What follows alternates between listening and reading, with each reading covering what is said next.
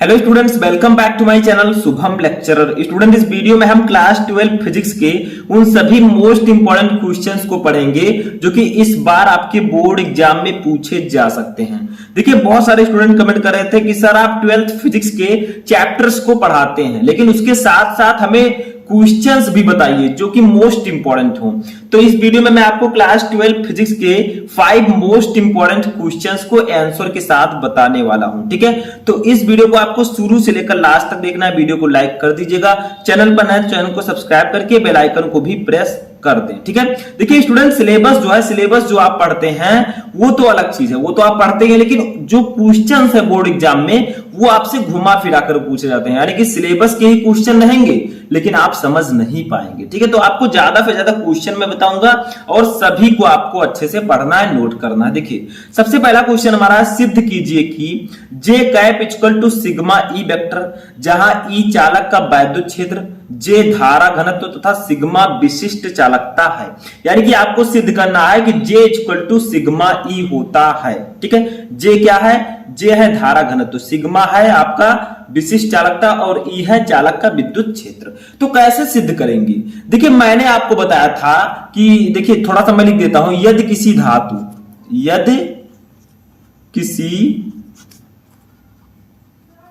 धातु का विशिष्ट प्रतिरोध, ये मैंने पढ़ा था। बताइए, विशिष्ट प्रतिरोध को किससे डिनोट करते हैं? इसको हम रो से प्रदर्शित करते हैं। रो हो तो उसकी विशिष्ट चालकता क्या होगी? उसकी विशिष्ट चालकता। ठीक है, विशिष्ट चालकता। तो मैंने आपको बताया था कि विशिष्ट प्रतिरोध के व्युत्क्रम को विशिष्ट चालकता कहते हैं। तो विशिष्ट प्रतिरोध क्या है? रो, इसका व्युत्क्रम होगा विशिष्ट चालकता। तो सिग्मा इक्वल टू होता है फॉर्मूला, सिग्मा क्या है? विशिष्ट चालकता है, तो सिग्मा इक्वल टू होगा 1/रो। ठीक है, ये फॉर्मूला होता है, सभी को पता है। ठीक है, अब एक फॉर्मूला आपको और पता होना चाहिए। ठीक है, लेकिन विशिष्ट प्रतिरोध इक्वल टू क्या होता है? परंतु विशिष्ट प्रतिरोध, इसको हम लोग डिनोट करते हैं रो से। ठीक है, रो इक्वल टू फॉर्मूला होता है E/J। Row equal to formula होता है E/J। तो अब हम क्या करेंगे? इस रो के स्थान पर E/J लिखेंगे। यहां पर E है चालक के अंदर किसी बिंदु पर वैद्युत क्षेत्र की तीव्रता, J है धारा घनत्व। ठीक है, तो देखिए सिग्मा इक्वल टू 1/रो होता है, रो इक्वल टू E/J होता है। तो इस रो के स्थान पर हम E/J रख देंगे, बस हमारा प्रूफ हो जाएगा। ठीक है, अब देखिए, इसलिए आप लिख सकते हैं सिग्मा इक्वल टू क्या लिख सकते हैं? देखिए 1/, रो के स्थान पर लिख दीजिए E/J। ठीक है, ये लिख दिया आपने। अब इसी को सॉल्व कर लेंगे हम लोग। तो देखिए यहां पर इसको ऊपर ले जाएंगे, 1 के नीचे 1 है तो ये J ऊपर जाएगा, E नीचे रहेगा, तो हो जाएगा सिग्मा इक्वल टू आपका J/E। ठीक है, J/E हो जाएगा। तो अब सिंपल है, आप इसको क्या लिख सकते हैं? J equal to sigma E लिख सकते हैं ना। J इक्वल टू क्या लिख सकते हैं? देखिए सिग्मा और E का गुणा हो जाएगा, क्योंकि इधर E भाग में इधर जाएगा तो गुणा हो जाएगा, तो ये हो जाएगा सिग्मा इंटू E। और ये हमारा प्रूफ हो चुका है। देखिए, बहुत घुमा फिराकर पूछ लेंगे, आप जान नहीं पाएंगे, लेकिन ये प्रूफ हो चुका है। बस 2 फॉर्मूला आपको पता होना चाहिए, विशिष्ट चालकता का और विशिष्ट प्रतिरोध का। आप इसको आसानी से प्रूफ कर सकते हैं। इसको अगर वेक्टर के रूप में आप लिखना चाहें, जैसे वेक्टर के रूप में दिया गया हो तो आप वेक्टर के रूप में भी लिख सकते हैं, वेक्टर के रूप में। ठीक है, वेक्टर के रूप में अगर आपको लिखना है, कैसे लिखेंगे? तो J vector equal to sigma into E vector.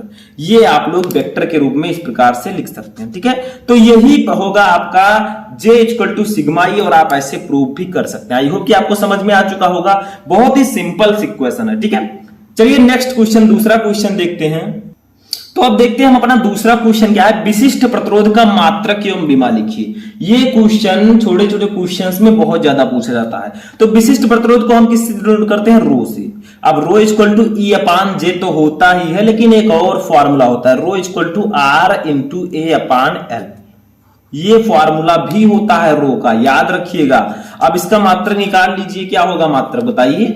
मैं आपको पढ़ा चुका हूं ऑलरेडी, ध्यान से पढ़िए। जो चैप्टर्स मैं फुल चैप्टर पढ़ा रहा हूं उसको आप देखिए, आपको आसानी से समझ में आ जाएगा। देखिए मात्रक क्या होगा? आर क्या है? आर का मात्रक ओम, ठीक है। ये ए है आपका क्षेत्रफल, क्षेत्रफल का मात्रक मीटर स्क्वायर, मैं साइड में लिख देता हूं क्योंकि हमें निकालना है। तो आर का मात्रक होगा ओम, ठीक है, इंटू ए है क्षेत्रफल, क्षेत्रफल का मात्रक होगा metre square, metre square upon L है लंबाई, लंबाई का मात्रक मीटर, ठीक है, मीटर हो गया। अब मीटर से मीटर कैंसिल, तो बताइए रो का मात्रक क्या है, विशिष्ट प्रतिरोध का मात्रक ओम मीटर आ गया, ठीक है। तो हम ओम मीटर लिख देंगे, ओम मीटर। तो ओम मीटर या इसी को हम क्या लिख सकते हैं, ओम सेंटीमीटर, मीटर का छोटा सा भाग ओम सेंटीमीटर हो जाएगा, ठीक है। तो ये आप लोग लिख सकते हैं इसका मात्रक, समझ में आ गया, बहुत ही सिंपल है। विमा क्या लिखेंगे, विमा डायमेंशन बताइए।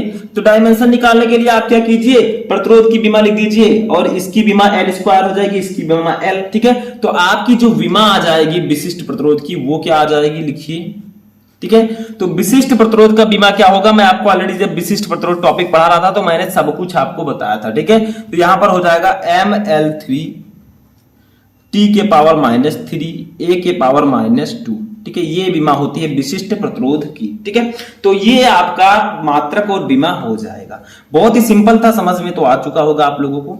ऐसे तीसरा क्वेश्चन देखिए, थोड़ा सा समझिए। तीसरा क्वेश्चन हमारा है, धातुओं में मुक्त इलेक्ट्रॉनों के अपवाह वेग, यानी कि अपवाह वेग vd एवं श्रांति काल में आपको संबंध लिखना है और प्रयुक्त संकेतों के अर्थ भी बताने हैं, यानी कि अपवाह वेग और श्रांति काल में क्या संबंध होता है। तो देखिए अपवाह वेग को हम bd से डिनोट करते हैं, अपवाह वेग, ठीक है। इसको हम लिखते हैं vd, ड्रिफ्ट वेलोसिटी, ठीक है। तो ड्रिफ्ट वेलोसिटी का फॉर्मूला क्या होगा, इसका फॉर्मूला होता है ev अपान ml इंटू टाउ, ठीक है, इंटू टाउ। ये फॉर्मूला होता है धातुओं में मुक्त इलेक्ट्रॉन की अपवाह वेग एवं श्रांति काल में संबंध का। देखिए यहां पर vd आपका अपवाह वेग है, टाउ है श्रांति काल, ठीक है। तो यहां पर जो है वो मैं लिख देता हूं। तो देखिए vd आपका अपवाह वेग है, सभी को पता। e क्या है आपका, v क्या है आपका, इसको भी मैं लिख देता हूं। m क्या है, इसको भी मैं लिख दूंगा, ठीक है। l क्या है ये भी जान लीजिए और टाउ क्या है ये भी जान लीजिए। यानी कि पांचों चीजों को समझना जरूरी है क्योंकि लिखा है प्रयुक्त संकेतों के अर्थ बताइए। तो E है इलेक्ट्रॉन पर आवेश, जो कि होता है 1.6 × 10⁻⁻19, ठीक है, इलेक्ट्रॉन पर आवेश, ठीक है। V क्या है, V है तार के सिरों के बीच विभवांतर। तो यहां पर लिखेंगे तार के सिरों के बीच विभवांतर, ठीक है। उसके बाद में m क्या है, m है इलेक्ट्रॉन का द्रव्यमान, इलेक्ट्रॉन का द्रव्यमान, ठीक है। उसके बाद में आप लोग कहेंगे L क्या है, L है धात्विक तार की लंबाई, यानी कि जो हम तार ले रहे हैं उसकी लंबाई, ठीक है। तो धात्विक तार की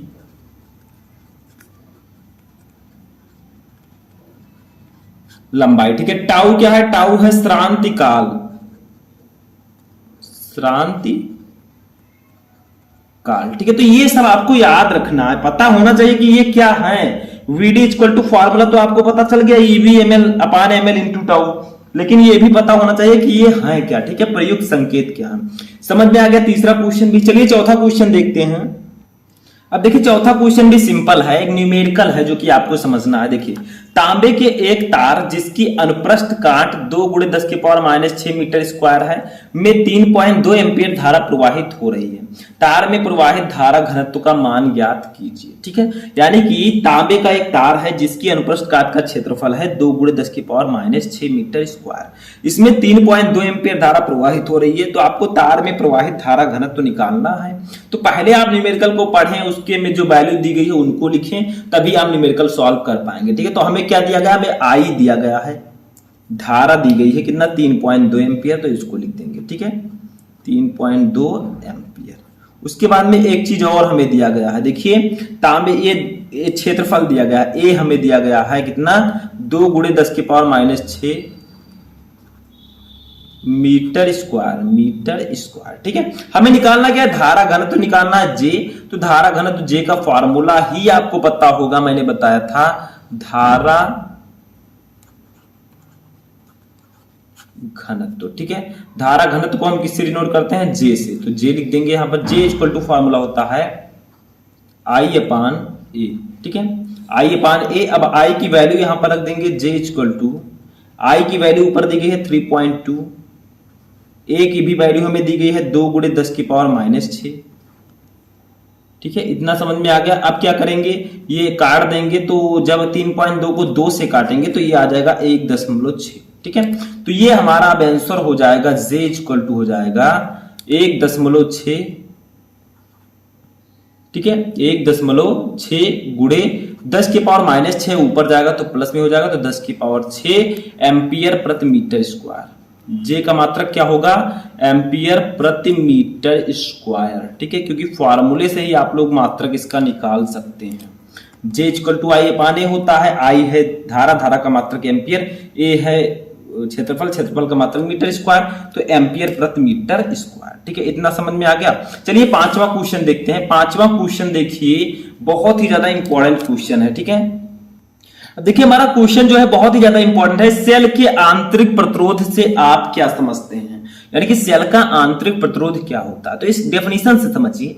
सेल का आंतरिक प्रतिरोध, तो सेल है तो आपको पता है उसमें एनोड और कैथोड होंगे। तो देखिए जब किसी सेल की प्लेटों को तार द्वारा जोड़ देते हैं, यानी कि कोई भी सेल है उसकी अगर हम प्लेटों को तार द्वारा जोड़ दें तो तार में वैद्युत धारा सेल की धन प्लेट से ऋण प्लेट की ओर बहती है। तो उसमें जो वैद्युत धारा है तार में वो धन प्लेट से ऋण प्लेट की ओर बहती है, ठीक है। लेकिन जो सेल के भीतर जो विद्युत अपघट्य हैं, सेल के भीतर उसके घोल में जो धारा है वो ऋण प्लेट से धन प्लेट की ओर बहती है।